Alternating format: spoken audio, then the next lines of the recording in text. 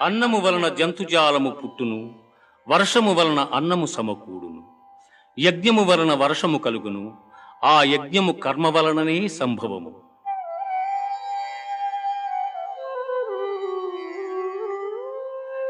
ఏవం ప్రవర్తితం చక్రం నానువర్తయతి హయః అఘాయురింద్రియారామో మోహం పార్థ సజీవతి.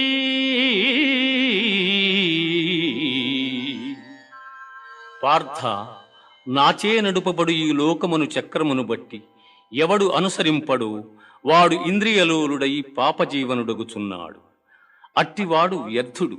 జ్ఞాని కానివాడు సదా కర్మలను ఆచరించుచునే ఉండవలెను. యజ్జదాచరతి శ్రేష్ఠః తత్తదేవే